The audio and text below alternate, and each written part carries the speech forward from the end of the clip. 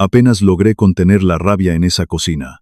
Vine por un simple vaso de agua, pero lo que encontré en esa pantalla destruyó mi familia. Mi nombre es Carlos Rivera, 58 años, detective retirado de la Unidad de Delitos Financieros del Departamento de Policía de Nueva York. 28 años persiguiendo criminales. Y el peor de todos, estaba sirviendo la cena en la casa de mi propio hijo. El teléfono había sonado un martes por la mañana. Llevaba 6 meses de un silencio sepulcral por parte de mi hijo, Adrián. Cuando su nombre parpadeó en la pantalla, sentí como si un fantasma de mi vida pasada estuviera llamando. Contesté con cautela.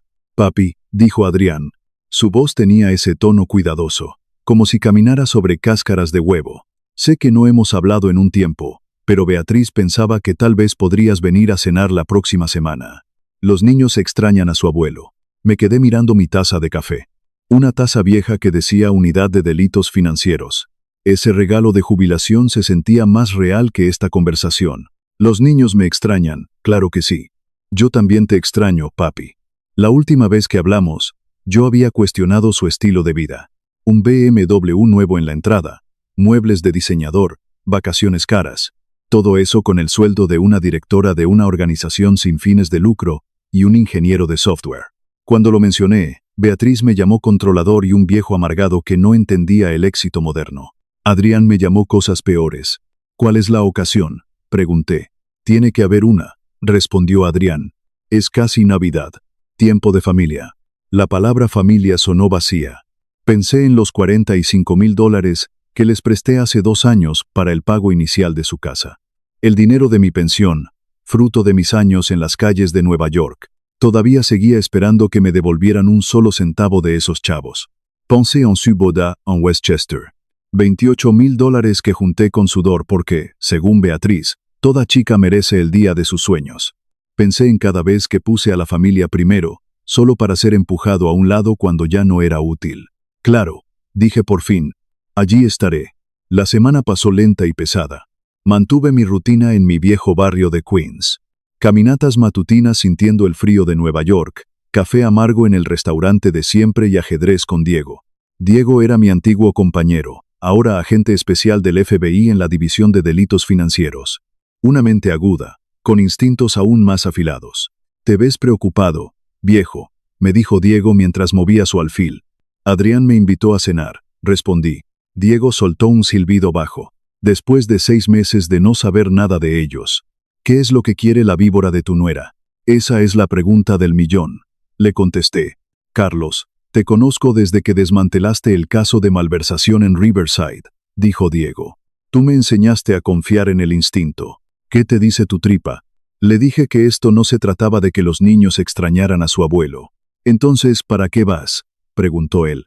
Moví mi torre y lo miré a los ojos. «Porque sigue siendo mi hijo». La noche de la cena llegó fría y despejada. Manejé mi viejo Honda de hace 8 años por las calles iluminadas del norte. Dejé atrás el asfalto gastado de Queens y entré al mundo de Westchester, el vecindario más caro y exclusivo del condado.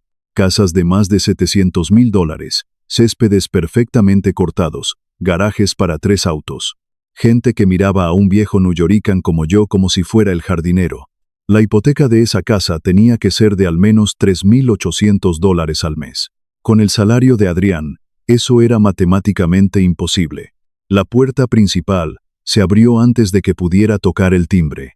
Beatriz estaba allí, con un vestido de diseñador que costaba más que mi seguro de auto. Su sonrisa era brillante y frágil como el cristal barato. «Carlos, qué bueno que viniste». Me abrazó rápidamente, dejando un rastro de un perfume caro y desconocido. La casa a sus espaldas brillaba con arrogancia. Muebles nuevos, pintura fresca, todo gritando que le sobraba el dinero. Dinero que no deberían tener. Adrián apareció en el pasillo. Llevaba una camisa a la medida que intentaba ocultar su inseguridad. «Papi, qué bueno verte». Su apretón de manos fue demasiado firme, como si tuviera que demostrarme algo. «Pasa, tenemos un banquete espectacular esta noche».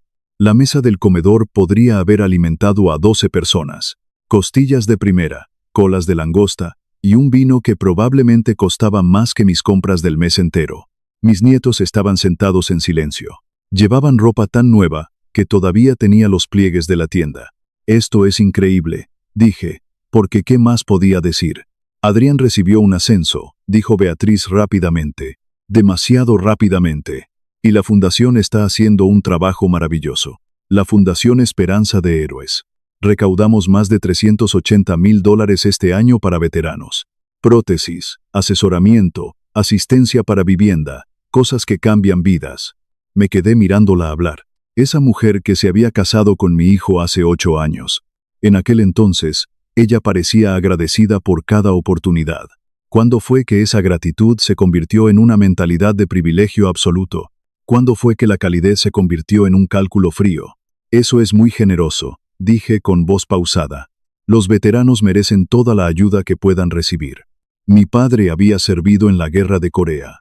Regresó a Nueva York, con pedazos faltantes, que no tenían nada que ver con su cuerpo.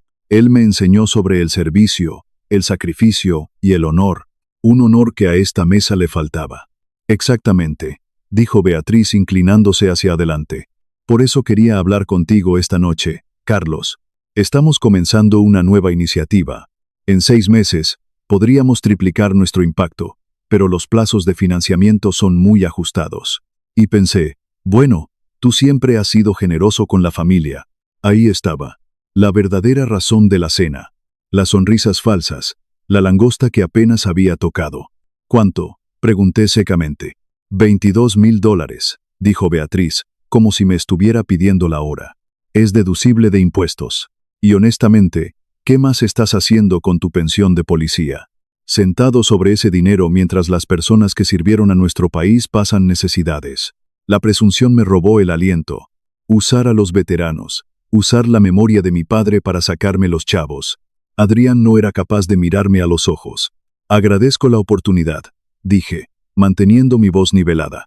Pero eso no es algo que pueda hacer en este momento. La sonrisa de Beatriz se tensó de inmediato. No puedes, o no quieres. ¿Acaso importa?, respondió Adrián con un tono cortante.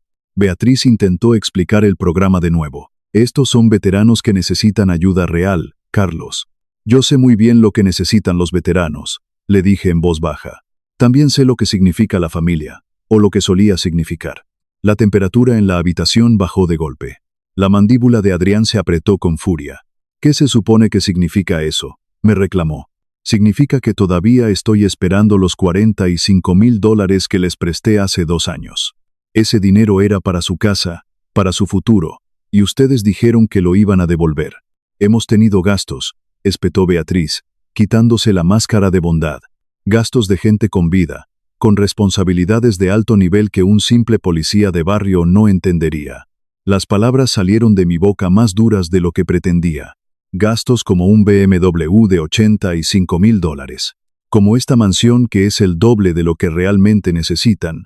Adrián se puso de pie de golpe. Golpeó la mesa, haciendo temblar las copas de cristal. Creo que deberías irte, me dijo. Creo que sí, respondí. Me puse de pie, y mi servilleta cayó al suelo como una bandera blanca. Mientras caminaba hacia la puerta, supe exactamente qué tenía que hacer. No sentía ira, todavía no. Solo un reconocimiento frío y claro, de lo que me había convertido para las personas que más amaba. Una billetera en lugar de un padre. Papi, espera, gritó Adrián desde el pasillo. Pero yo ya estaba afuera, sintiendo el aire helado de diciembre en mi rostro. Me senté en mi viejo carro por un largo momento. Mis manos temblaban, no por el dolor emocional, sino por otra cosa. Una sensación que reconocía de mis días de detective, cuando un caso finalmente encajaba en su lugar. De repente, mi pecho se apretó. Una presión aplastante se extendió desde mis costillas hasta mi cuello. Ya había sentido esto antes. Hipertensión inducida por el estrés. Mi médico me había advertido sobre las confrontaciones fuertes. No podía respirar bien. Necesitaba agua. Tal vez necesitaba intentar hablar con mi hijo una vez más. Salí del auto y caminé de regreso a la enorme casa. No toqué la puerta. No estaba cerrada con llave. La habían dejado junta, seguros de que mi orgullo me impediría regresar. La discusión resonaba en el vestíbulo. La voz de Adrián era aguda y amarga. Tu padre siempre tiene que hacer que todo se trate de él. Siempre el policía justo, mirando a todos por encima del hombro. Simplemente no entiende nuestro nivel de vida. No, Él lo entiende perfectamente, dijo Beatriz con voz suave pero venenosa. Le gusta mantenerte dependiente de él. Es control a través del dinero. Una manipulación clásica de gente de clase baja. Me quedé allí, en la sombra del pasillo, con la mano en el pecho.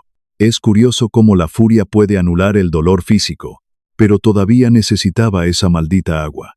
Mi boca tenía un fuerte sabor a cobre. La cocina estaba adyacente al comedor, conectada por un arco de diseño. Me moví en silencio. Mi instinto de detective seguía intacto, incluso después de años de jubilación. En las investigaciones, aprendí a observar, a notar detalles que otros pasaban por alto. Esa habilidad nunca se retira. La cocina era otra pieza de exhibición.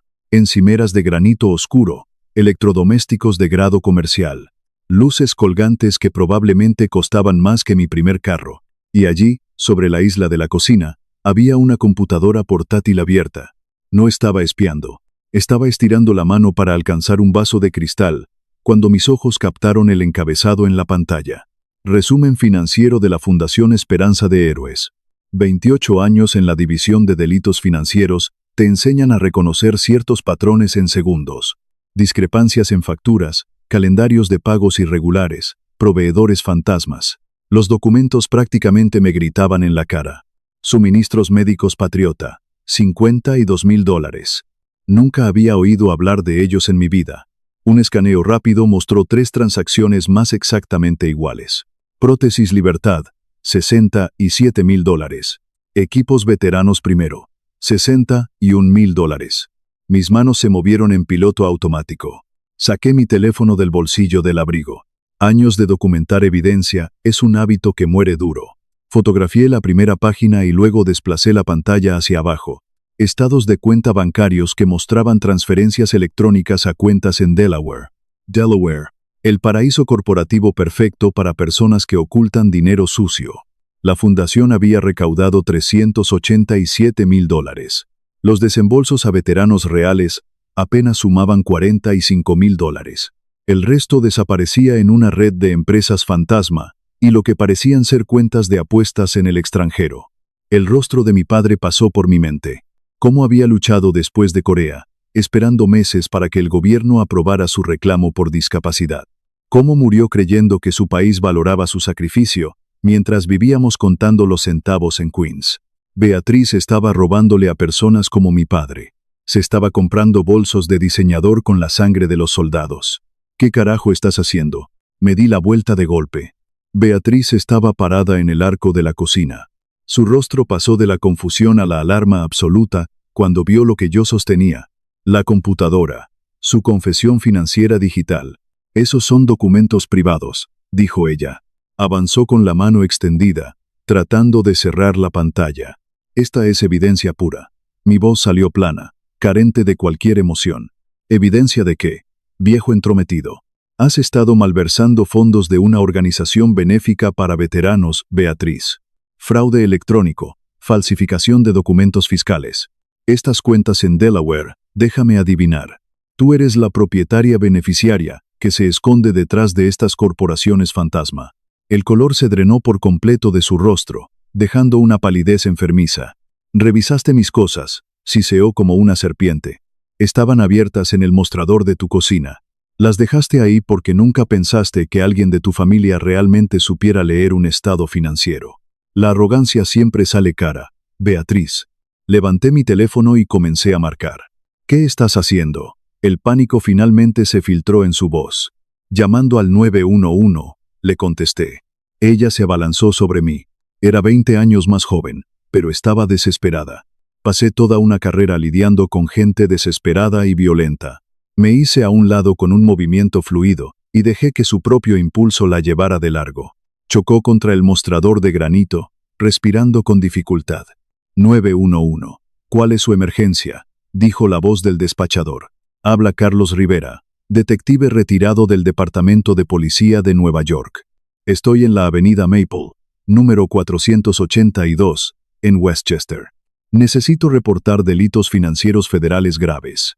Malversación de fondos de una organización benéfica financiada con fondos federales. Tengo evidencia documental asegurada en el lugar. La expresión de Beatriz pasó por la negación, la rabia, el miedo y el cálculo en cuestión de segundos. Adrián apareció de repente en la puerta de la cocina. «Papi, ¿qué está pasando?»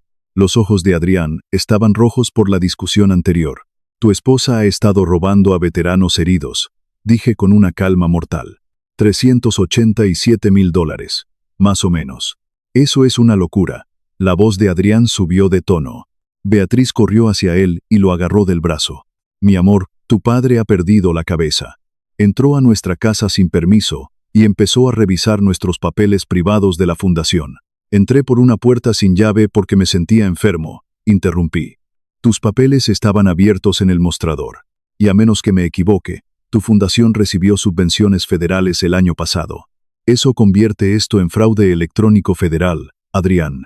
De 5 a 20 años en una prisión de máxima seguridad». El despachador me pidió que me mantuviera en la línea. Ya podía escuchar las sirenas a lo lejos.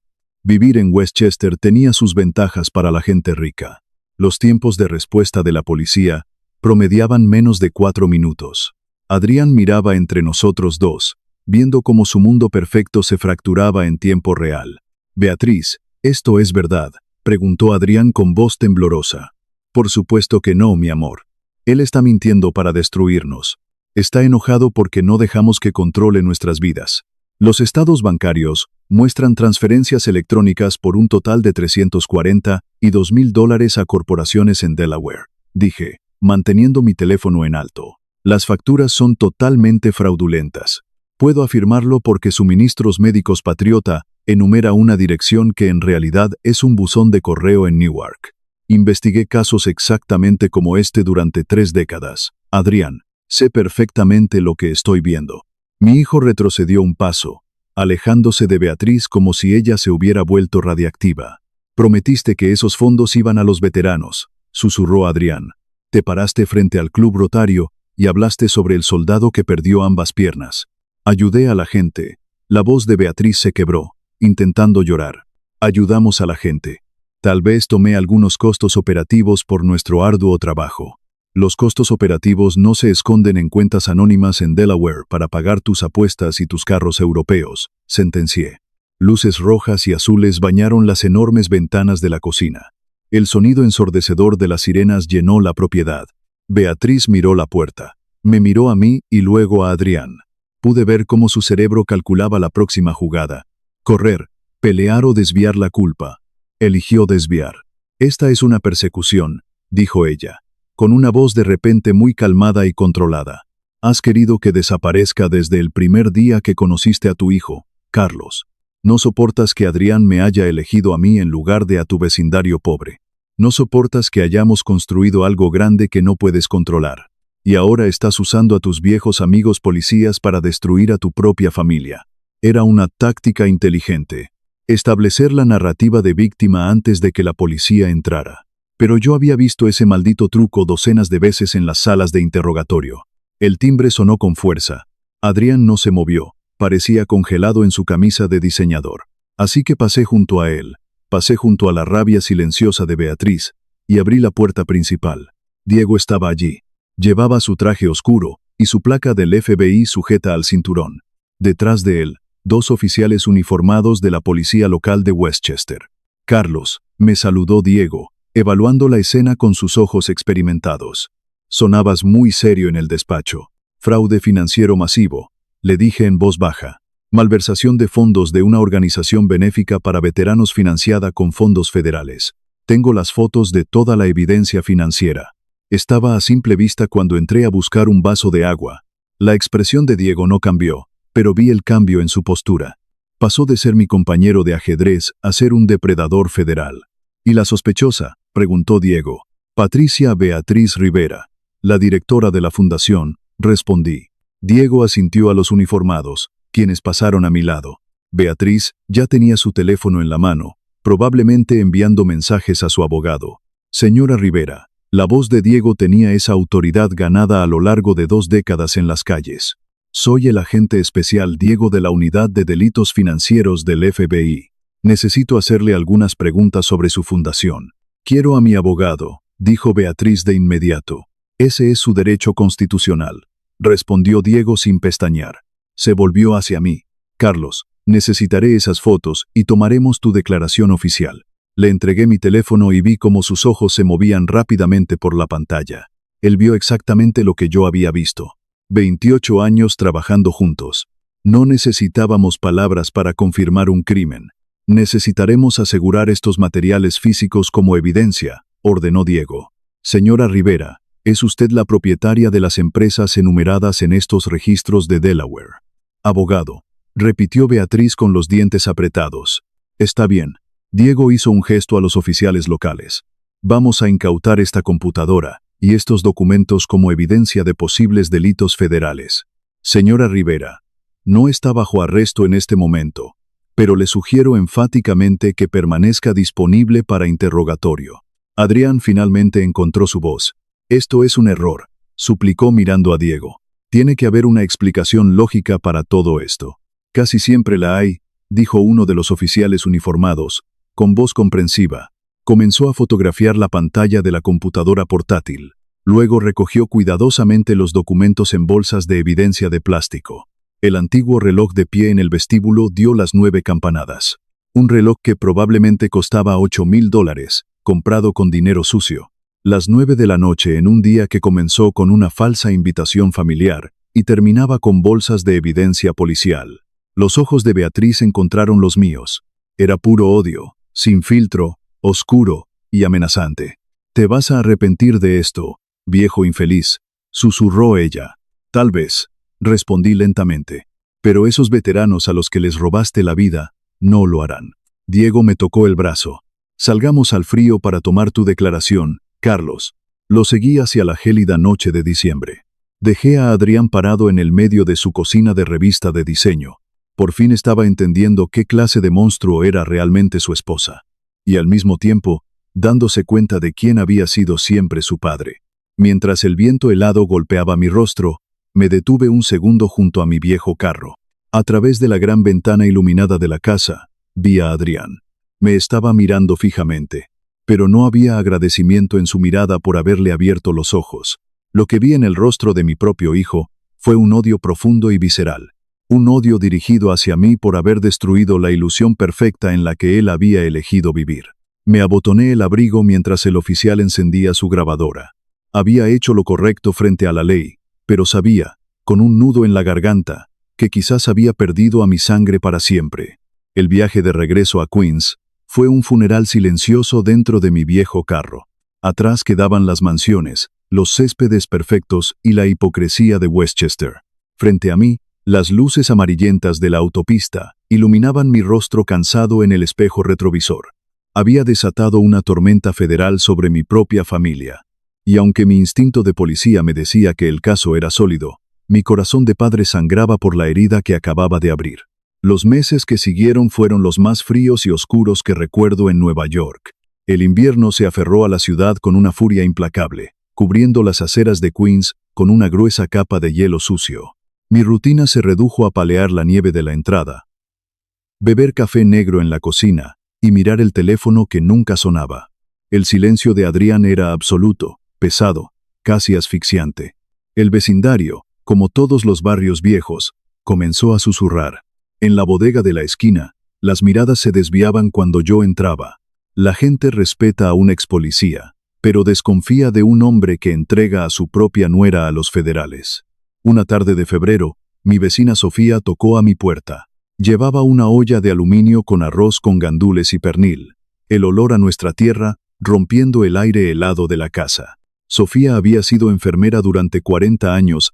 Tenía esa habilidad clínica para leer los signos vitales de las personas con solo mirarlas a los ojos. Te ves como el diablo, Carlos Rivera, me dijo mientras empujaba la puerta y entraba a mi cocina sin pedir permiso.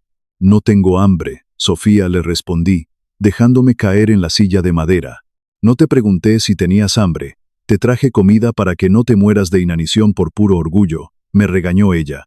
Sirvió 2 platos y se sentó frente a mí, apoyando sus codos en la mesa. Sé lo que dicen las malas lenguas del barrio. Dicen que hubo una redada del FBI en la casa de tu hijo, que sacaron cajas de evidencia. Yo solo la miré en silencio, revolviendo el arroz con el tenedor. Conozco a Adrián desde que era un chamaquito corriendo por estas aceras, continuó Sofía. Un buen muchacho, inteligente, con un corazón noble, pero luego se casó con esa mujer, y lo vi cambiar. Empezó a venir menos, a usar ropa que no era para él, a fingir que no venía de una familia trabajadora de Queens. A veces, Carlos, los hijos se ciegan con el brillo del oro falso, y no hay nada que un padre pueda hacer para quitarles la venda. No es solo el oro falso, Sofía, le dije, sintiendo el nudo en la garganta. Es que él prefiere vivir en la mentira antes que aceptar que se equivocó. Tiene miedo de volver a ser un simple muchacho de barrio, un don nadie a los ojos de sus amigos ricos. Sofía tomó mi mano, su piel áspera y cálida.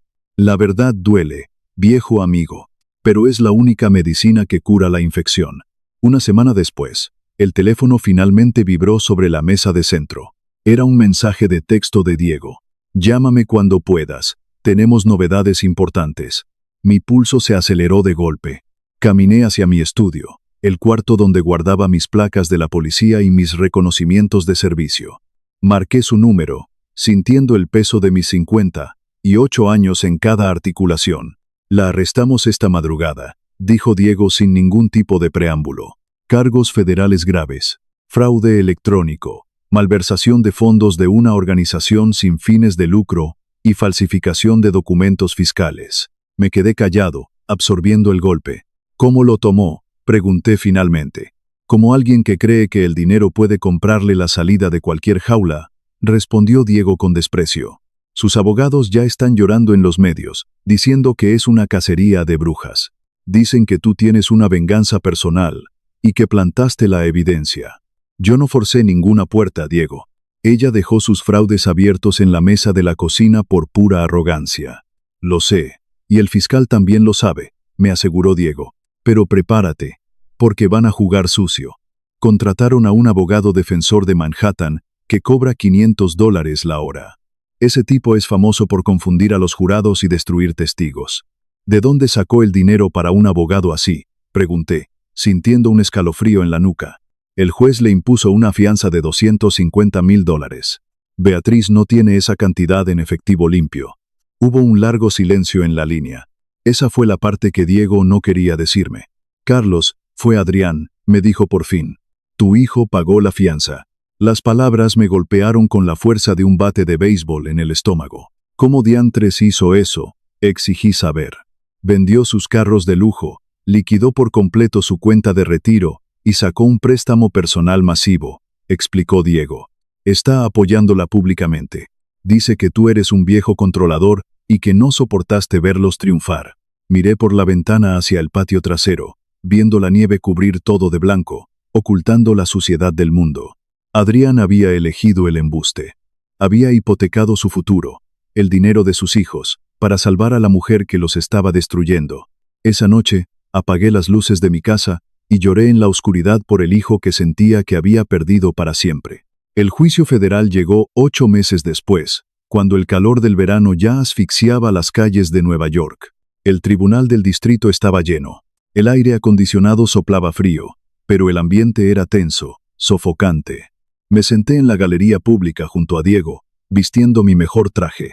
Quería que mi presencia fuera un recordatorio constante de la verdad. El fiscal de los Estados Unidos comenzó su declaración de apertura con una precisión quirúrgica. Patricia Beatriz Rivera robó $387,000 a veteranos heridos, mediante un fraude sistemático y despiadado. El juicio duró 6 largos y dolorosos días. Los contadores forenses del FBI rastrearon cada dólar a través de cuentas en paraísos fiscales. $184,000 se perdieron en sitios de apuestas en línea. El resto se gastó en vacaciones, ropa de diseñador y en mantener la ilusión de una riqueza que no les pertenecía. Pero lo que realmente rompió el aire en esa corte no fueron los números financieros, fueron las víctimas. El tercer día, 4 veteranos subieron al estrado a testificar. Tomás Martínez entró al tribunal rodando en su silla de ruedas. Solicité una silla especializada que costaba $3,200, le dijo al jurado. Me la negaron 2 veces por supuesta falta de fondos. El fiscal mostró entonces una factura del mismo mes en que le negaron la silla a Tomás. Beatriz había usado el dinero de la fundación para comprar bolsos de lujo en Europa. Luego vino Sandra Brooks, acompañada de su perro de servicio. Mi solicitud para equipo de movilidad fue denegada 3 veces, declaró Sandra. Usé una prótesis mal ajustada durante 2 años, contraje infecciones graves y daño a los nervios. Roberto Santos, un muchacho joven, mostró una fotografía suya en uniforme. Ese soy yo a los 22 años en Afganistán. La directora Rivera me negó una asistencia de vivienda de $4,600 y terminé viviendo en mi carro durante 3 meses en pleno invierno. El golpe final lo dio Ruth Hensley, una mujer de 70 años que apretaba una carpeta contra su pecho. Su hijo, Daniel, había sido un infante de marina. A él se le negó equipo médico vital por valor de $8,000. Daniel murió esperando esa ayuda. Esa mujer me robó el futuro, dijo Ruth en voz baja, con lágrimas surcando sus arrugas. Me robó los nietos que nunca van a existir. Miré a Beatriz en la mesa de la defensa. Llevaba un traje conservador y gafas para parecer inofensiva, pero sus ojos estaban fríos, vacíos de cualquier remordimiento real. En el 5.º día del juicio, llamaron a Adrián al estrado. Mi corazón se apretó al verlo caminar hacia la silla de los testigos. Se veía 10 años mayor, había perdido peso y tenía ojeras profundas. Su costosa ropa de diseñador ahora le quedaba grande, casi como un disfraz ridículo. Yo no sabía nada sobre las finanzas de la fundación, declaró con voz temblorosa. Confiaba completamente en mi esposa. El contrainterrogatorio del fiscal fue brutal e implacable. Mostraron los estados de cuenta conjuntos, los pagos masivos a las tarjetas de crédito, las transferencias a cuentas fantasma. Usted es un ingeniero de software muy inteligente, señor Rivera. ¿De verdad espera que este jurado crea que no notó que sus gastos superaban sus ingresos en cientos de miles de dólares? Adrián tragó saliva, mirando desesperadamente hacia la mesa de la defensa. Pensé que eran donaciones legítimas para su salario, susurró. Pensé que éramos exitosos y que nuestro esfuerzo daba frutos. Entonces el fiscal proyectó en la pantalla grande los correos electrónicos internos. Mensajes donde Beatriz se burlaba de los veteranos heridos. Mensajes donde llamaba a los donantes ovejas estúpidas. Y, lo más devastador, mensajes a un banquero donde Beatriz se refería a Adrián como un idiota útil que firmaba todo sin leer. Ese fue el momento exacto en que la negación de mi hijo se hizo pedazos. La ilusión de cristal se rompió frente a todo el tribunal. Adrián se dio cuenta públicamente de que había sido un simple peón. Su matrimonio, su estatus, su vida en Westchester, todo había sido construido sobre basura. Miró a Beatriz desde el estrado. Ya no buscaba apoyo, buscaba una explicación, un destello de humanidad. Pero Beatriz le devolvió una mirada de hielo puro, sin piedad, sin amor. Para ella, Adrián ya no servía. Era solo un estorbo que la había arrastrado a ese tribunal. El jurado deliberó durante 9 agonizantes horas. Cuando regresaron a la sala, el silencio era ensordecedor. Culpable en los 12 cargos. Fraude electrónico. Evasión de impuestos, malversación agravada. No hubo gritos ni dramas en la sala, solo el peso aplastante y definitivo de la justicia cayendo como un martillo. El juez Morrison no mostró ninguna piedad durante la lectura de la sentencia. Señora Rivera, usted robó a personas que sacrificaron absolutamente todo por este país. Usó su dolor y su sangre para financiar su vanidad egoísta. El tribunal no encuentra ninguna circunstancia atenuante que justifique su avaricia. La sentenció a 12 años en una prisión federal, 3 años de libertad supervisada tras su liberación, y restitución total e inmediata de los $387,000. Mientras los alguaciles federales le ponían las esposas y se la llevaban, Beatriz miró a Adrián con pura acusación en sus ojos. Esta vez, mi hijo no se encogió ni miró al suelo. Le sostuvo la mirada con fiereza, hasta que ella desapareció por la pesada puerta lateral. Salí del tribunal y me detuve en los amplios escalones de piedra frente a la calle. El aire fresco de la tarde me golpeó la cara, limpiando el sudor de la corte. Diego me dio una palmada en el hombro y se despidió en silencio, dándome espacio. Estaba a punto de caminar hacia la estación del tren cuando escuché pasos arrastrados detrás de mí. Era Adrián. No le quedaba nada en el mundo. Había perdido la casa de Westchester por las deudas acumuladas y los préstamos. Su cuenta de retiro estaba completamente vacía. Su crédito estaba arruinado, y su orgullo había sido triturado frente a todo el mundo. «Papi», me llamó. Su voz era pequeña, asustada, como cuando era un niño, y se raspaba las rodillas en la acera de Queens.